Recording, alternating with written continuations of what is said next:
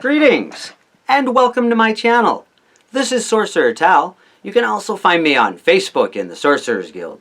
Today on Sorcerer's Shadow Volume 2, we are going to have a discussion on Banishing.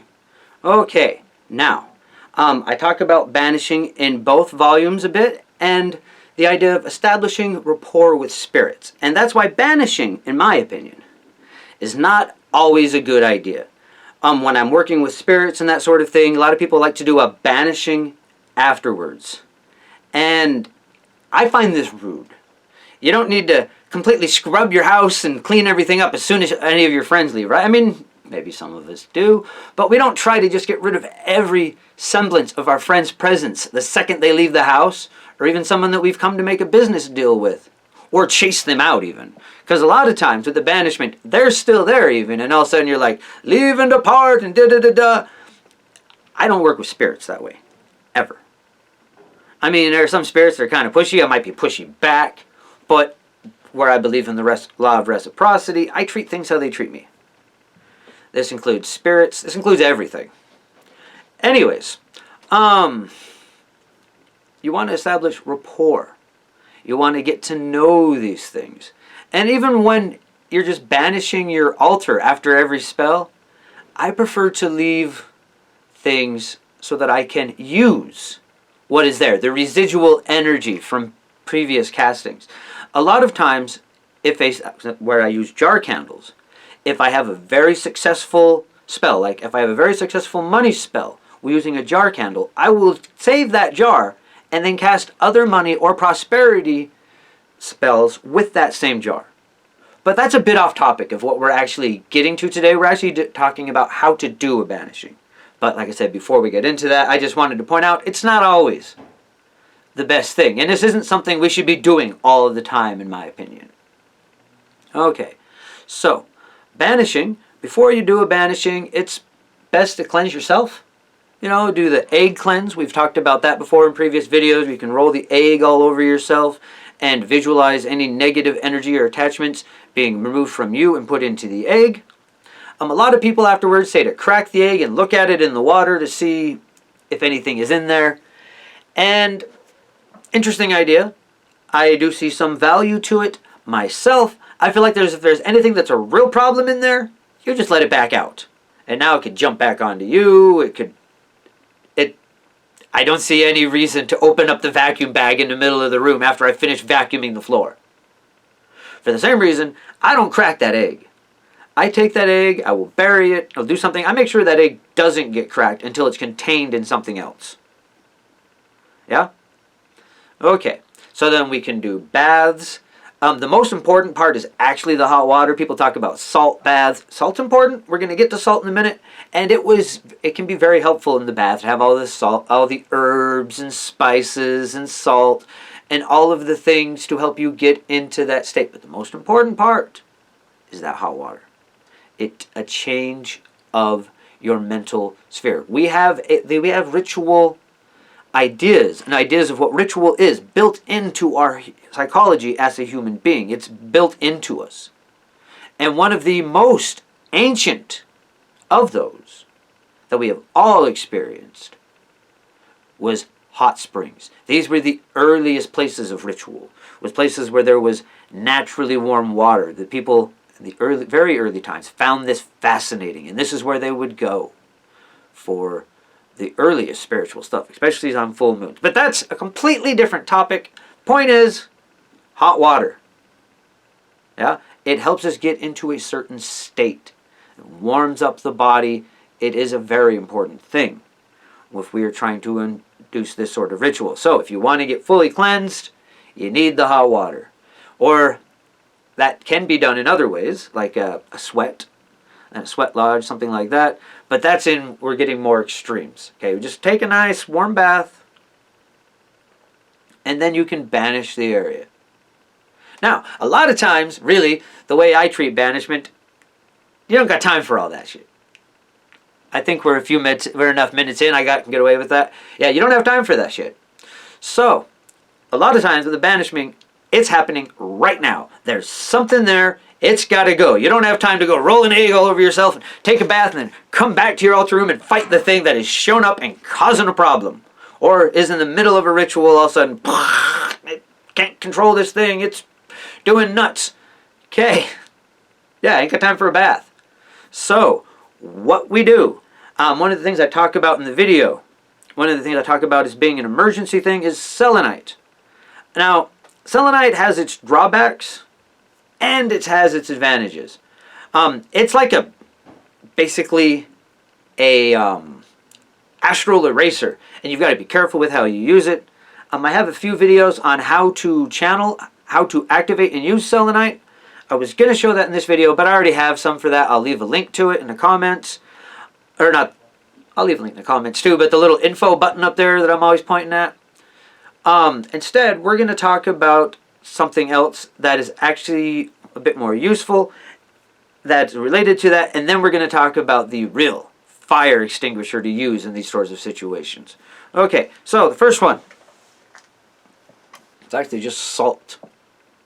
Powdered salt like you get in your house. Iodized is fine, especially if you live in the States. It's kind of hard not to get iodized salt. You know, that's what stays at the store. A lot of people say, oh, use kosher salt. For some stuff, yes.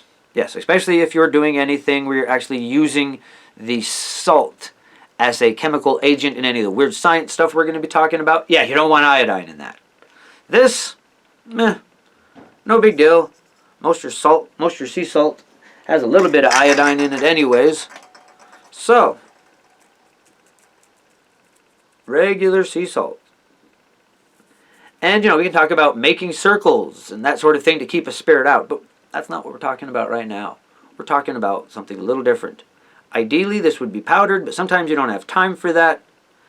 And this is an interesting technique that can be used with a lot of different things. There's many different powders that are used in this way, and there's even tubes that are special for this. But another thing you can do in an emergency situation, grab some of your salt, throw it in your hand, charge it. Now, when you're charging it, this doesn't have to be slow like I'm doing now. You can do this quick. Even when you pick it up, already be charging it in an emergency situation probably. Grab the salt, throw some in the palm of your hand. And as this is going on, you're imagining energy coming up, out through you, out of your belly fire, through your chest, down your arm, into your hand. And when it hits here, you are imagining that it has your presence, pushing out, pushing forward, taking control of an area, pushing your presence forward and knocking anything in that space out. This is weaponizing salt. This is an astral attack. And then you blow it. Like that. Now, of course, I want to make sure that doesn't affect anyone on the video because I did get a lot of energy there. I'm not astrally attacking you by doing that. But that is how we do this. And of course, the more powdered the salt is, the better it's going to... If you can use this with the... yes, I know everyone else pronounces it a different way, but my brain insists it's cassicrol. So I'm going to stick with that. The powdered eggshell. Cassicrea, whatever you want to call it. I'm pretty sure at Sorcerer Tal. Last time, I was probably mispronouncing it then too. But either way, I think it has words. I think it has names outside of Brujeria and that sort of thing with the Spanish intonation. I don't know. All I know is my brain insists I call the egg powder cassicrol. So we're going to keep with that. I can't help it. My brain insists that's what resonates. Sometimes it's important to do that. Okay, so now that I've gone off on some weird tangent about egg powder and shown you the salt one, like I say, you can use your mortar and pestle and get the powder nice, the salt are nice and... You can get the salt nice and powdered with your mortar and pestle, and it'll fly a lot better. If you want to have this set up as something beforehand, it's actually best to even have it in a tube. Preferably one made from a small bone, like a bird bone. Hollow it out real good, have the powdered salt in there, and ready to just... And that can be a very powerful thing. Put cassicrol in there, and there's other things we can begin doing with that. But that's not for this episode. Because this is about dealing with spirits, not direct curse work. Anyways, so the last one. This is one I've mentioned a few times. I'm going to get loud here. I have a very large brass bell. This is your ultimate fire extinguisher. This you should have right there. It's harder to direct. The salt, that can be right at the particular being you're after. This, if you actually do it, gonna shake every spirit in the room. It's gonna shake up all your spell work. It's gonna shake up everything. Now, you can try to focus that on I'm ringing it at these types of spirits, but it's gonna shake everything. This is gonna upset people in my house even because I have a very large bell and I'm the only one home right now. But what you do is you simply ring the bell with the intent of breaking up any astral beings in the area and pushing your will and presence out with the sound. And that's all the more of that we're gonna do. But that's what we're getting for here. Sound helps, but what we're really doing with any banishment is pushing presence out, making your will fill an area and pushing any other presences out of that area. In the video, I talk about how you can summon a god to do this sort of thing, but really, I suggest doing it yourself. There are many ways you can go about this. You want to be doing a statement of intent, like I will often say, by the will of Sorcerer Tal, I cast you out, and so it is. And we've mentioned the is. This is one of the areas where we can actually use the is. We can imagine it pushing out and hitting the thing and knocking them to the S1 sigil. It is part of the bridge. Yeah? So we can use the is or the S1 sigil actually, and imagine either one pushing out at the spirit and actually knocking it there. Once it's there, well, it can't produce any harm to anyone and it can have some time to think about what it's up to. There is no problem with sending anything to the S1 sigil. It can be dealt with there. Or it will deal with itself. One way or the other, it's what it is. It's a crossroads of sorts. Well, suppose that's exactly what it is at this point, is a crossroads, but one where no harm can be done. And, yeah, it can sort itself out from there. Anyways, I just want to go back over this whole thing one more time, make sure we're clear. So, with a banishment, what you were really doing, and you can do this simply with your will and pushing it out. What you are doing is pushing your presence forward. Pushing your presence out and taking precedence over a space. Yeah? You are pushing out, taking over that area, and pushing everything else out.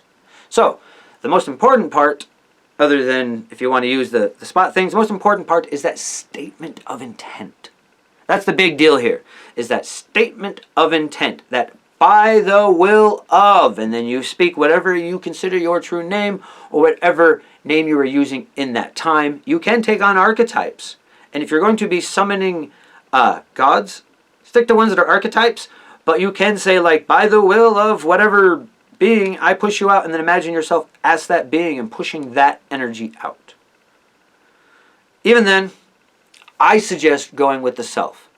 The self is the most powerful thing you have, the most reliable, and the more we get connected to this through the personal sigil,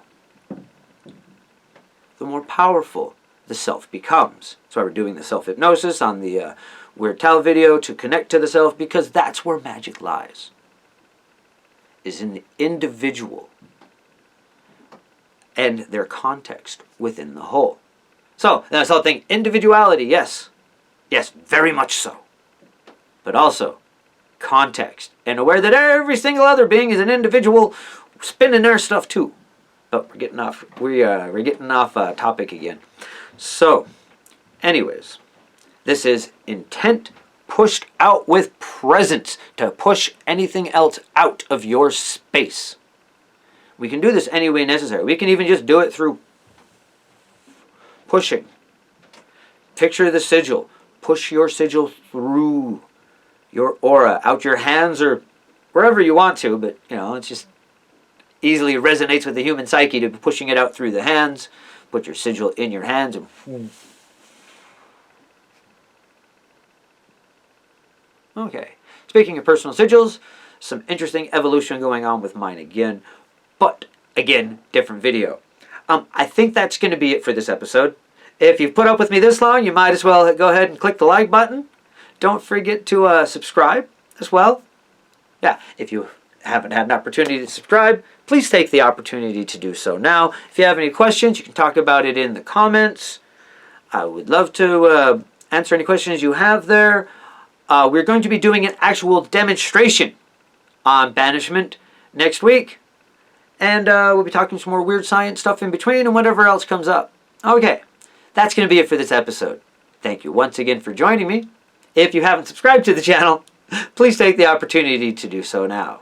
Until next time, bright blessings and an interesting fate. This has been Sorcerer Tal.